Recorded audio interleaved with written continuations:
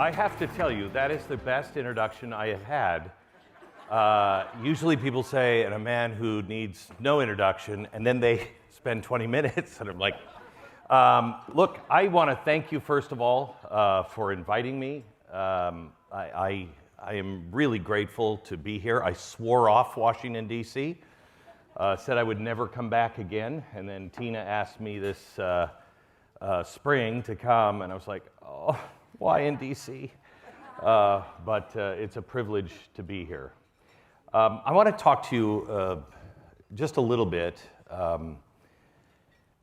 about what you're going through and how to prepare some more. And you're going to take arrows. I know I'm taking arrows, I'm sure, I'm wearing the native dress of my peoples tonight. I am twice Native American, more than Elizabeth Warren. So I'm almost 2% Native American, so I can wear this, you can't. I want to talk to you about the things that you have probably already felt and the things that you're going through. It is tough to be an American today. But I think that's why we're in the situation we're in, because it was so easy to be an American for so long, and we forgot that nothing of value comes without sweat and blood and turmoil. Everything that we do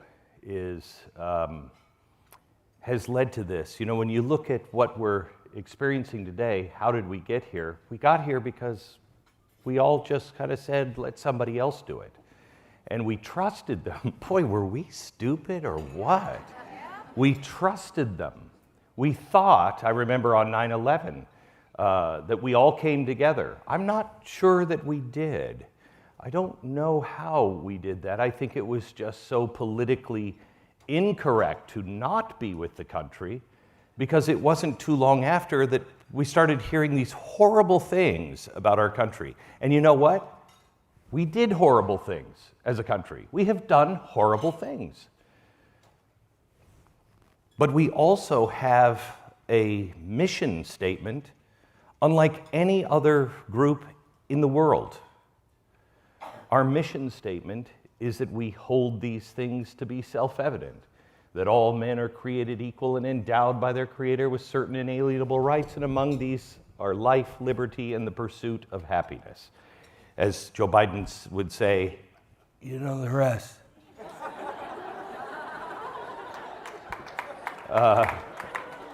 You know, it's the thing.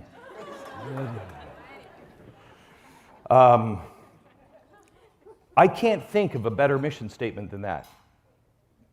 I can't think of anything that is better than that. You could get me to say, all right, I'm going, if there was some place to go, I guess my son said Mars. We have to go to Mars if this fails. There is no other place to go. But if there was a new world, a new land, and they had a better mission statement than that, I'd sign up. But there isn't a place on earth or in the heavens yet that have a better mission statement. And we've never, ever made it there. Never. We've come closer to it, but that's the idea. That's the whole idea. You know, I was really happy today to be able to be at the Daughters of the American Revolution and listen to the leadership and listen to the people that spoke today. This is an organization that includes everybody. I am really so sick and tired. I talk to this to people, to my religious friends all the time. I'm, in case you don't know, I'm a member of the Church of Jesus Christ of Latter-day Saints, a Mormon. And you're the one. Yeah. And I like to describe us to my other friends who are Christian We're the Jews of Christianity. We're as popular as they are with the rest. And yet, you welcome me here? As I tell my friends all the time, look, we might disagree on a few things, but this is all hands on deck time. This is the time where we all must come together. The Lord needs all of us. And I know how I feel when my children are disciplining each other, when my daughter starts telling my son and starts acting like mom, or my son starts acting like dad and corrects his sister. Oh, that's when dad steps in. Knock it off. So may I just thank you for knocking it off. All hands on deck.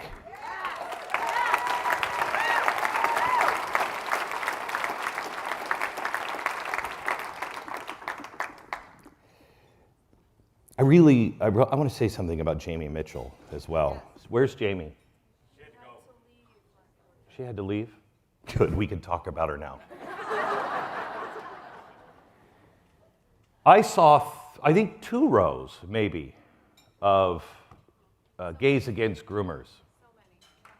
2 rows at DAR.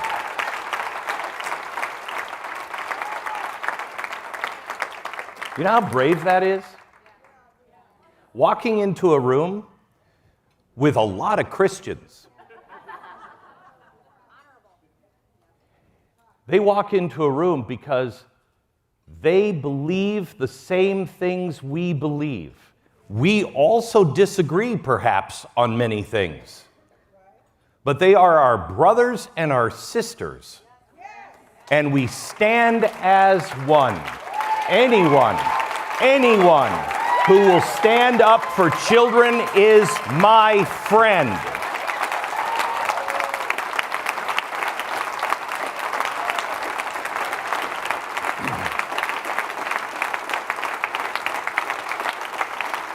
You know, the one thing that didn't happen in Germany is there weren't enough people that stood up and said, "Oh, you're coming for the Jews?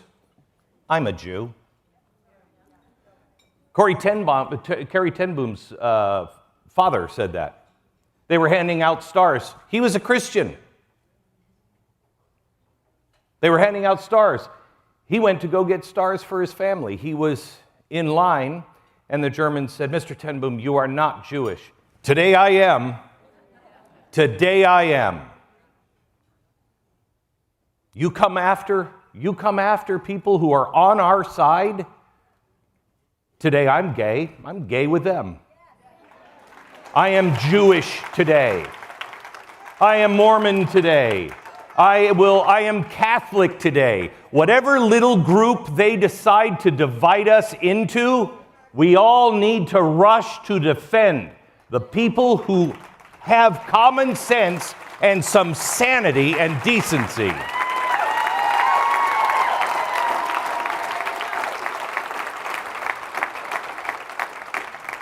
Look, this is going to get tough. This is really going to get tough. Do you realize how blessed we are to live at this time?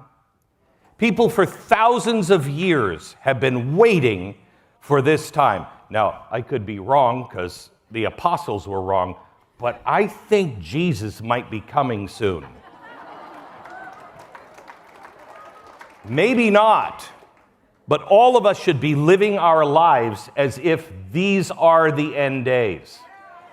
Live our lives in such a way that we can be joyful warriors for the Lord. We can stand up and be in His stead, waiting for Him to come, treating people the way we want to be treated and the way Dad wants us to treat his brothers and sisters, our brothers and sisters.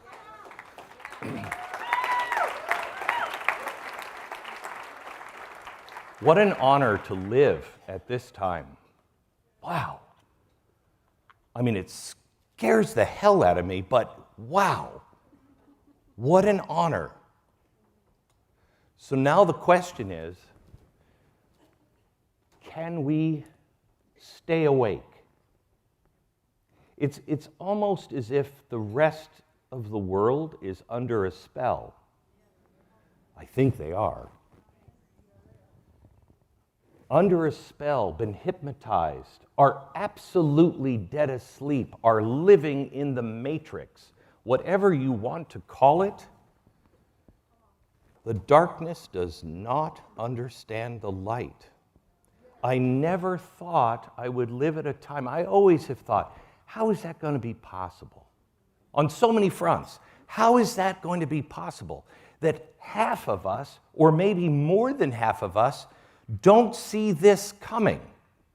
Every time I see Amazon take another step to, the walletless grocery store, where you just put a chip in your hand and scan it, I think, is it just me?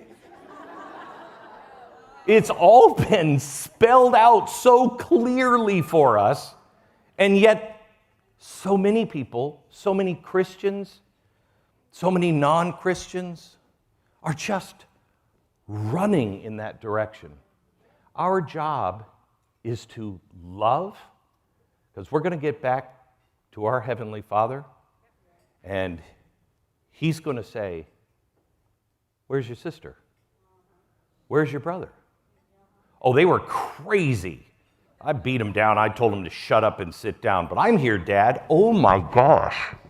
Can you imagine what you would say to your children if they left one of their brothers or sisters behind? We love them. They may hate us, but that is the challenge.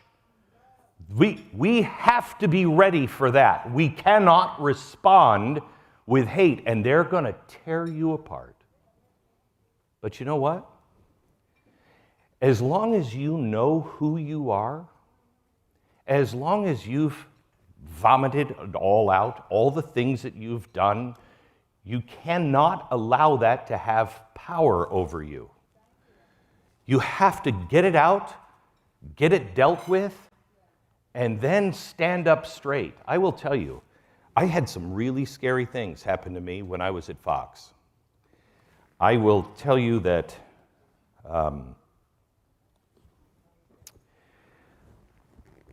I was called up to the office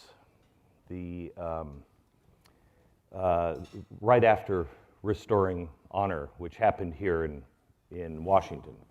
500,000 people, Avita King was with me.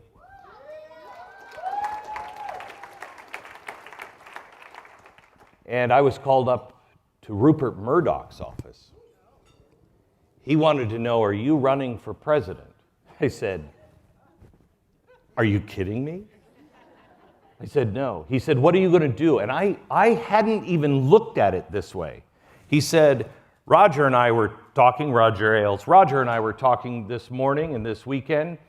You know, you're the only person as a single individual who has ever asked people to come to the mall, and you've had 500,000 people show up. That's an awful lot of power. And I sat there and I went, I guess you could look at it that way, yes. What are you going to do with it? I said, nothing. He just looked at me, their eyes both narrowed. Nothing. No, I just really wanted to bring people together and tell them they're not alone. Make sure that they knew there were millions of people all across the country that were willing to come, no matter what the beatdown was. Remember all the threats from the Black Panthers? No matter what the beatdown was. You know how the Black Panthers, they walked through our crowd. They walked through it, trying to intimidate everyone. You know what our people did? I love you. No matter what they shared, I love you. Come join us. Come join us. Sit with us. Come join us. They were hurling insults to them. You know what happened? They just turned around and walked away. There is such power in knowing who you are, knowing who you serve, and just pray for compassion. When you have compassion for people who are so lost, it's so easy to tell them I love you. I was on the streets of Alaska. My son was about this tall. Neither of my kids, both of them when they were little said, I don't want to ever be in front of a crowd. Because my son said when he was probably 4 years old, a friend came over and they said, they were playing and my wife was standing there and my son said, so what TV show does your dad have?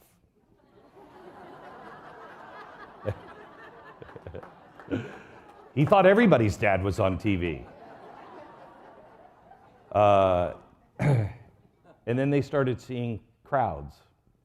And my son asked me at one point, Dad, why do so many people either love you or hate you so much? I said, you know, son, you're going to spend a lot of time and you're going to have a lot of people come up to me. You'll see them. They'll come up to me and they'll hug me and they'll say, you're the best, you're the greatest. I said, don't believe those people. And they're going to see a lot of people that come up to me and say, you're the worst, you are horrible, you're destroying everything. Don't believe those people. I'm neither of those things. I'm just dad. I'm just a guy just like you are a mom that is just trying to raise kids, trying to figure out what the heck is happening in this world. How did we get here? And how do we save it? That's the sad thing about the other side. There are those who are just absolute radical communist anarchists that just want to burn it all down to the ground. But I really believe most of the people who vote Democrat, they like the country. They're okay. They may disagree on a lot of things, but they've been so trained to hate the other side. And we must check ourselves. Have we been trained to hate the other side? Most of the people in our neighborhoods that we know are not monsters. They're not. And they're going to be shocked when this hits. How did this happen? Especially if Donald Trump doesn't win. Wait. What happened to my freedom? They'll be shocked. They're expecting it from us. And somehow or another, they're missing that we're not the problem. I don't know if you've noticed this, but Donald Trump seems to have some kind of magic where he can even not be the president of the United States, and yet look at Europe. Wow, it's on fire. It's got to be Donald Trump, right? Because look at all the far-right people that are having a problem with the policies of Europe. And what's really weird, this is how you know it's Donald Trump, they're passing the same laws here that they're passing over there. They're doing the same thing with immigration. They're doing the same thing with their central banks. Boy, that Donald Trump is more powerful than I ever thought. How is that happening? And I know it's true because the press over in Europe are saying exactly the same things that our press is saying here. Now, you might be cynical and think that it might be a cabal. It might be a bunch of very powerful people getting together and plotting against the freedom of mankind. But you're such a conspiracy theorist. We all know it's Donald Trump.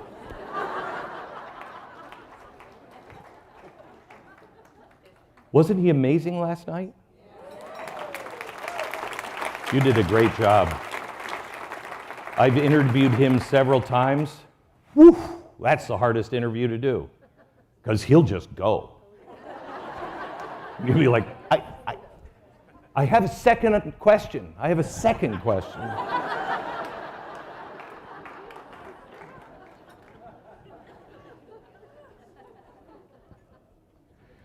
I want to tell you that if you think it's been hard so far, you're about to belly up to the big kids' table. What's coming is not going to be good. No matter who wins, it is not going to be good. In their arrogance, they will fail. But it is the Kentucky Derby of the insane right now. There is our horse, and we're cool. We know the rules. You know, we're not going to, I guess, put a big stick out and trip the other horses. We're not going to do any of those things. We're just on the back of our horse and we're riding.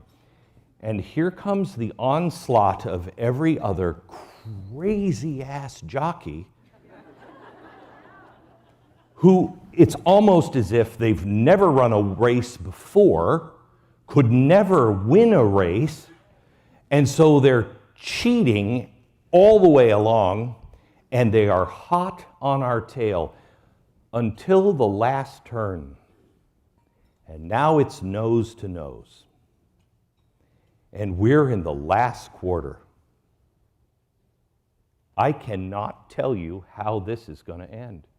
I can't tell you that our horse is going to win. I will tell you this. I know God well enough to know whatever happens, it's going to be good. I mean, we may not like it. It may suck. They might just put barbed wire around this room and we're in, some sort of Marriott concentration camp in the end.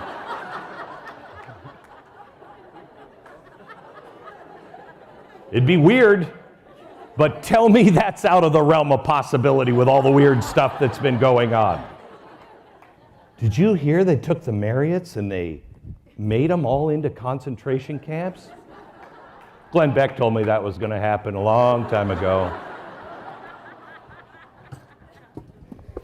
I brought some, I don't know if you know, but back in 2008 or 9, I had a prompting in my prayers, and he was so clear with me. He said, clay pots. What? Clay pots.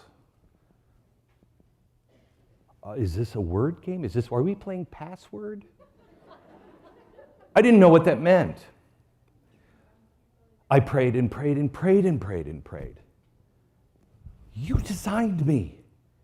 You know I'm not smart enough to know what that means. You also know I'm not bluffing. What do you mean? Every time I prayed, every night, clay pots. And then I was on the air. And I said in 2008, the people we are dealing with hate our country. They hate our Declaration of Independence. They hate our Constitution. And if they get involved and they win in the end, they will destroy every shred of evidence this country even existed. We must preserve our history. Clay pots. The Dead Sea Scrolls were saved in clay pots. Saved by a group of people that knew they had documents that were becoming very, very unpopular.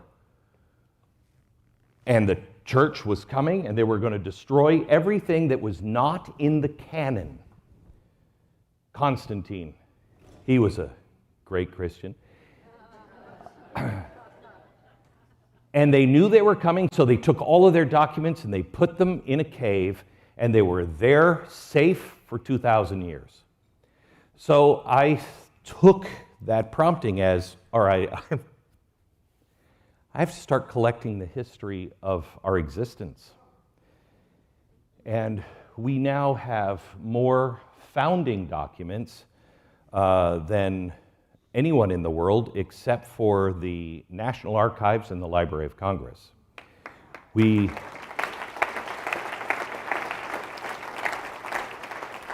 That's the excuse I'm giving my kids on why I'm not paying for their college.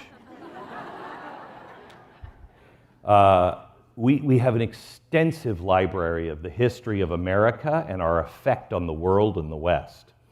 And we are preserving it. We are digitizing it right now and putting it into blockchain.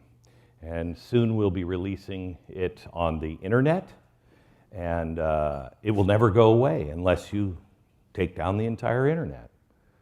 Good luck with that, especially when you've created a new god called AI.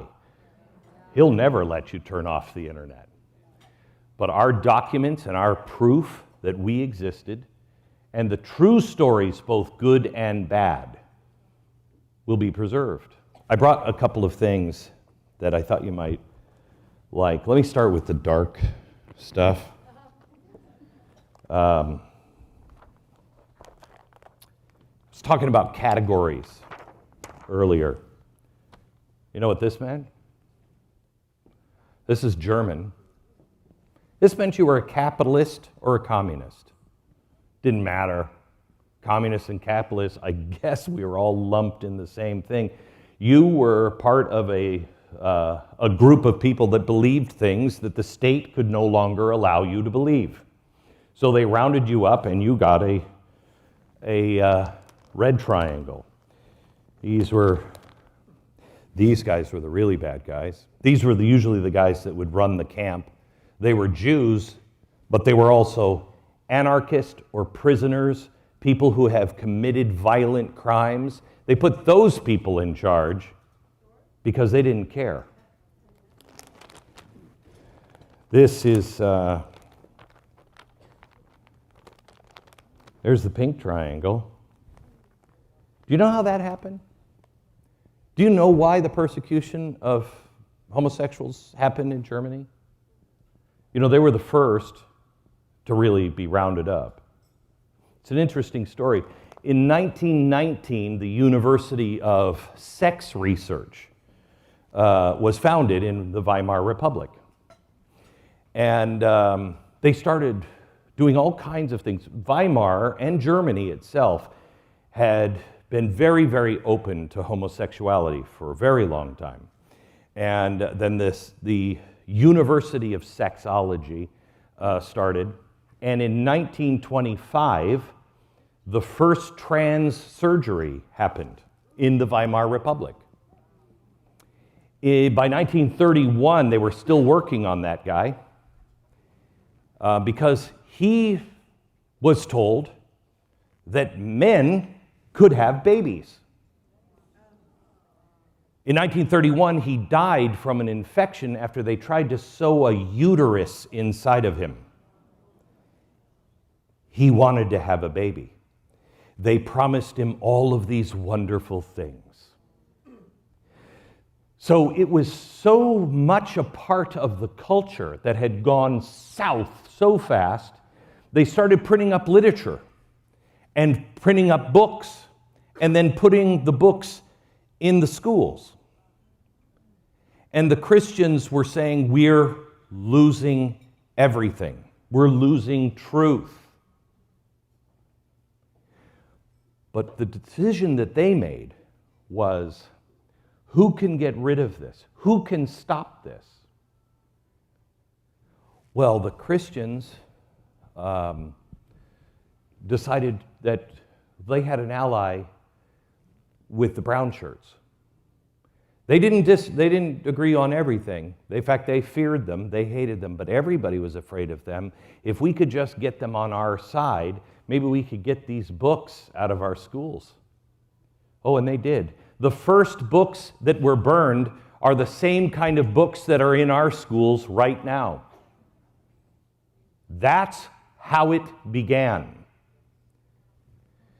And the Christians marched right alongside them because they needed a strong ally.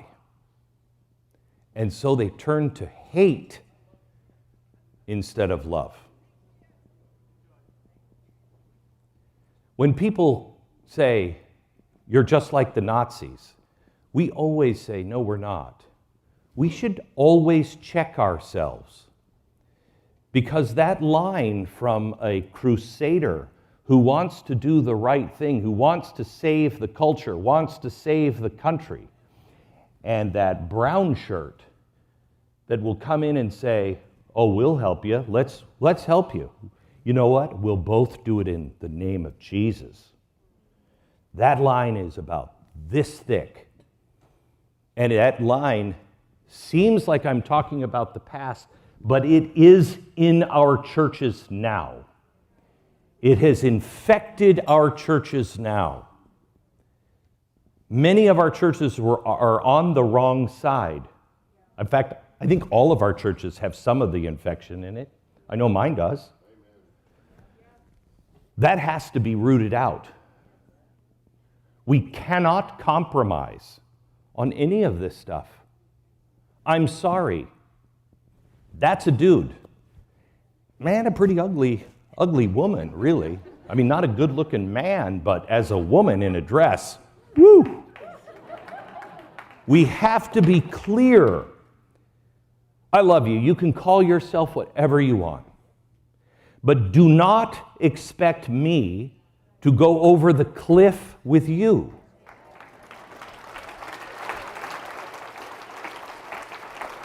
In fact, I think I could convince transgender people that I love them more than your friends on the left. Because you know what I'll do? If you are sick, I will take you to a doctor into the emergency room, and I'll say, before you do anything, he's a guy. You know, test results in your blood, and there's got to be a doctor here who's going to be like, oh, dear God, Glenn, shut up about this. You don't know what you're talking about. And I really don't. I'm pulling this one out of my butt. But if you go into a pregnancy center and you're a dude and you say, I'm pregnant, they'll pull your blood and there'll be signs that, yes, you are. Except when you're a guy, that's the reading for the prostate and a problem with the prostate. So if I can't say, wait, are you a dude? Because you may have a problem with your prostate. And I'm forced as a medical person to tell you and live in your little fantasy world, you're pregnant. Those two are quite different. Maybe, I was just remembering Barack Obama, and how he said you didn't want to be punished with a baby. So maybe cancer and being pregnant is the same to some people, but not to us. Not to us. So, it's crazy. This is one of the first editions of Mein Kampf. We have quite a few of these because nobody read them. I think nobody read them because have you ever read this? You should. Because exactly the same things are being said. Are they not, James Lindsay? The same things that are said in this book are being said today. And whether or not they read it, I don't know, but I know that this book, because we have a copy of it, we have the wedding edition. You want to get that bride and groom something they'll love to have on their shelves? Get the wedding edition of Mein Kampf.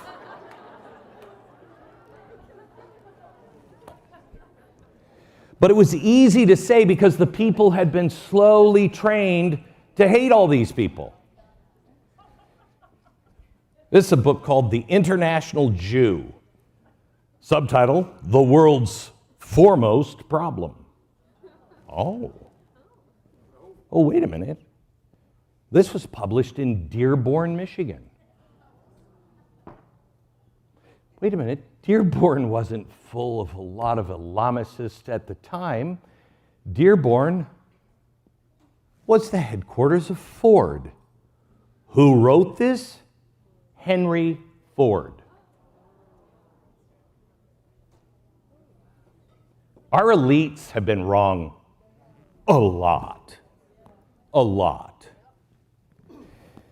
Our medical experts, that's what I love when they say, listen to the science. Really? Because the dude in 1925 listened to the science and he died when you sewed a uterus in him. Here's another medical expert. He was the expert at the Children's Hospital, and then later he went on to Auschwitz. This is the last prescription written for the German Children's Hospital.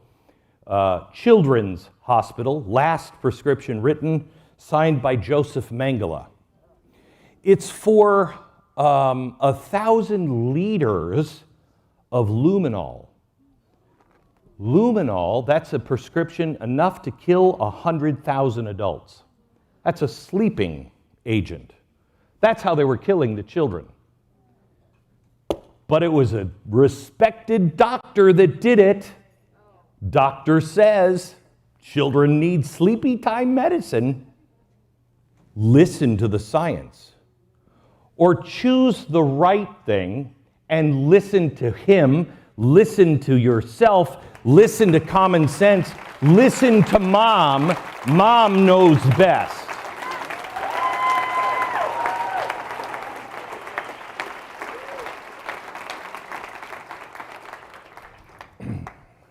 So there's a couple of heroes that I want to remind you of. Well, this one's actually great. The teachers' unions. This is a response from the German. The head of the teachers' union, that was a full-fledged Nazi, and he was right there to help in the teachers' unions. We're going to help you out. This is a response to his wife after, I think in about 1934, he just disappeared. Some people in black coats showed up. Come with us. And a couple of weeks after not seeing her husband anymore, he wrote and she said, do you know what happened to my husband? That's just a little thing. Nope, no information on your husband, no idea where he went. He was beginning to question some of the Nazi things, so I think I know where he went.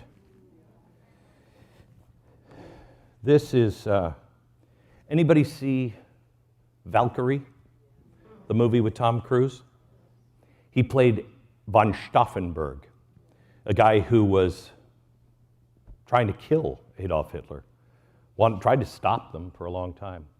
If you remember at the end, the general who was that weak general stood and oversaw his execution.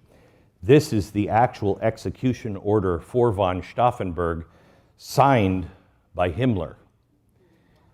And you can see it has burn marks on it because as they left, they tried to destroy all of the evidence. This one only burned on the edges, thank God. But he paid a very high price. Dietrich Bonhoeffer was also in that. They say, and we don't know because we're piggybacking on a test that I think is happening in Houston. They're testing some things with Hitler's blood. This is said to be Hitler's blood from that explosion when they tried to kill him. When von Stauffenberg planted the bomb and somebody moved it to the other side of the leg of the table, and Hitler took that as a sign he was destined and blessed by God to do even more. I can't imagine being in this kind of situation where you have to stand up. My hero is Raoul Wallenberg. Raoul Wallenberg is, I talked to a woman who wrote the latest biography on him. She's from Sweden, his home country. She came over, she was on the Today Show and everything else. And she sat on my set with me, and before we started, she started bawling. And I'm like, usually I don't make people cry that easily. I said, are you okay? She said, I'm just overwhelmed right now that of all of the Americans that I have met, you're the only one who knows who he is. And every American should know who he is because we asked him to do a job. We asked him to leave his homeland of Sweden and become a assistant ambassador for Sweden, and then go spy on the Nazi machine from their embassy. Find out what they're doing to all the Jews. Well, he was there, and he found out, and he collected the evidence. And so then he left, gave the evidence to the Americans, and we did nothing. We asked him to go. We did nothing with the information. So then he went back, gathered more evidence, and then brought it to the British. They did nothing. So then he went back and he gathered more evidence and he brought it to the Swiss, who did nothing. And this time on the train ride back, he realized nobody is going to do anything. Well, I will. He was a very wealthy man. He was kind of like the son of R.H. Macy here in the United States. His family owned the biggest department store, and they were industrial giants, and he didn't ever have to work a day in his life. And when he was asked, he, like Donald Trump, really had a sweet life, didn't have to do this. But he went back, and he took his fortune, and he bought the entire block that the embassy was on. And then as the assistant ambassador just said, all of this is embassy property. And then he started pulling Jews into the embassy. And he saved about 100,000 people. 100,000 people. He would stand up on the top of a rail car. He and his secretary would type out what's called a Schutzpass. Basically, it's a fake passport or citizenship papers. He was just typing out and signing and signing and signing, giving and saying, fill your name in. Put your name in the blanks. And what it said was, you no longer have to wear, this Jew doesn't have to wear the star because she's a citizen or he's a citizen of my country, Sweden. Remember, Sweden was occupied by the Germans. The king called him up and said, what are you doing? You're gonna get all of us killed. The Nazis are here in our own country. We're kind of getting along with them. Stop it. He said, you want me to stop? You come here and tell me. When you show up here, I'll stop. King never did. The last thing he we don't know what happened to Raoul Wallenberg, because he was last seen by one of the people he saved who said, please, Mr. Wallenberg, come with us. Please come with us. It's getting too dangerous, and the Russians are at the border. He said, yeah, but they're the Russians. They cannot be as bad as the Germans. So he ran into the first squad of Russians with really no connection other than this was carried by one of those Russian soldiers that came in. Raoul Wallenberg ran into their arms, thinking that they would help, not knowing that Stalin had said, I'm going to interview him personally. I'm going to do the interrogation myself on Raoul Wallenberg. You don't kill him, you bring him to me. We don't know if they killed him on the spot. Another way that they say he died was, I think, in 1951, after interrogations with Stalin, and then in a labor camp and interrogations. He died in 1951. The worst one is that he died in a hard labor camp in 1973. Raoul Wallenberg, the only time we've ever asked, what happened to the man we asked to go help us and find the information on what they were doing to Jews? The first president and only president to ask was Ronald Reagan.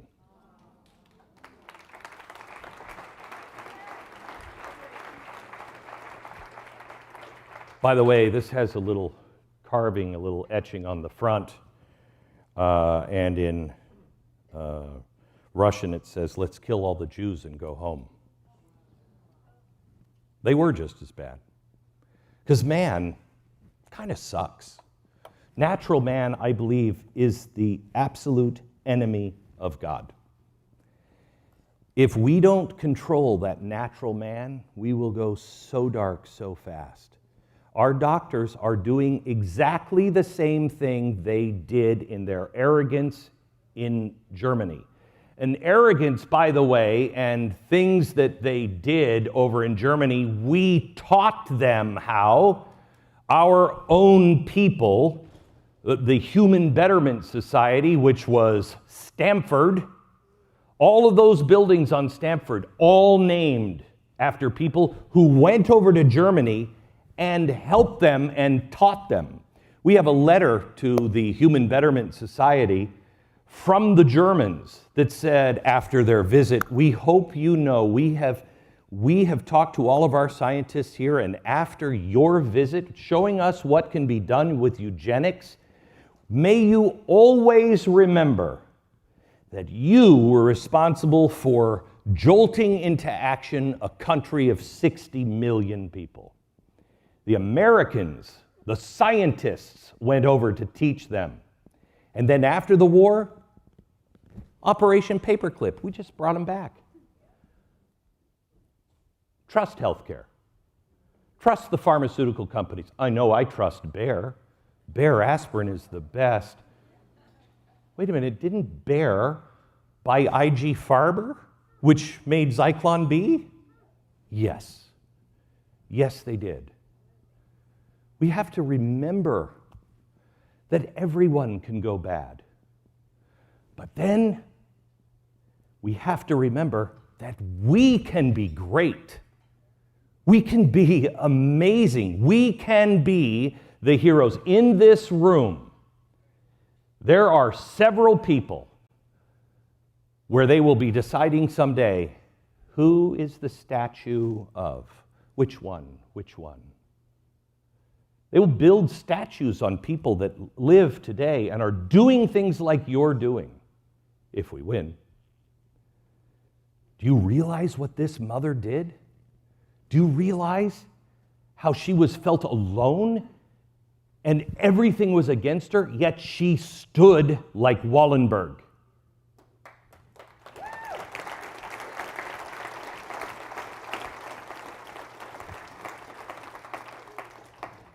I want to just close with two other items.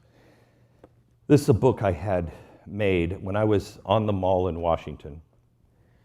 A family was standing in the back, and an old woman who had just lost her husband said, "That man will protect your father's items."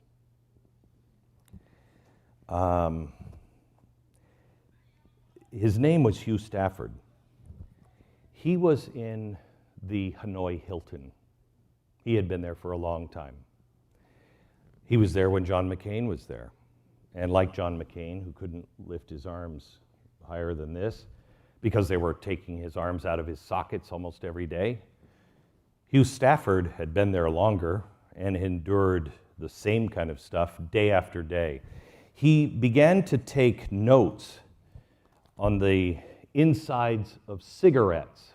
Cigarette packages, he would carefully cut them open, and then he would write his thoughts down and squirrel them away. So these are all of his thoughts while he's being tortured. One of my favorites is this one, judging others. Now imagine having your sockets, your arms pulled out of their sockets for sport. Imagine being in the water all the time up to here. Imagine people who would just take joy in killing people. And then you write, don't judge others. Don't judge somebody, no matter what they're doing to you. Put yourself in their shoes. Truly imagine their life, how they grew up, what they grew up with, what they grew up being told. And most times you will find empathy for them because you will say, if I was raised like they were, maybe I'd be doing the same thing. So don't judge them. I don't think I'd be saying that, but that's who I want to be. That's who we should all strive to be. I'm not going to judge you, brother. God will judge you, but I'm not going to. Please stop. You're going the wrong direction. Please turn around. Come with me. Come with me. But it takes, sometimes I think some people will call it madness. This is an amazing letter from colonial days. This is Mad Anthony Wayne. He was a general on our side. I think called mad because of really what happened at Stony Point. Stony Point was a fort for the British that we had to have. We had to have. This is early on in the war. And Mad Anthony Wayne was set in to grab that fort. We didn't really have a chance of winning, but he was crazy enough to go and do it, and he did. And after the battle was won, we won, he was shot in battle. Here's an engraving of him with a bandage around his head, because in the middle of the fight, somebody shot him in the head. And everybody stopped fighting on our side going, what? And he's like, pick up your guns, go. General, we have to fix this. You're wounded badly. Keep going. When it's over, you can put a bandage on my head. Okay? When it was over at 2 o'clock in the morning, they're going to get him cleaned up and his head bandaged. And he writes this letter. This letter was written Stony Point, 2 a.m. The battle is over. And he writes it to George Washington. And he says, General, the fort and the garrison are ours. Your men fought like men determined to be free. Wow. What does that even mean? How much will change in your life, hopefully, as you go home this Labor Day weekend, and hopefully those words will haunt you as much as they haunted me. What does that mean? To be a man who is determined to be free. How does that man fight differently than I fight now? Let us pledge to each other our lives, our fortunes, and our sacred honor. Let us pledge to each other our friendship, our brother and sisterhood, our love for one another and all other people, no matter what they say about us. Let's pledge when you get weak, I'm right behind you. They come for you, I'm a member of your family. Pledge to each other that we will live like men and women who are determined to remain free. Thank you.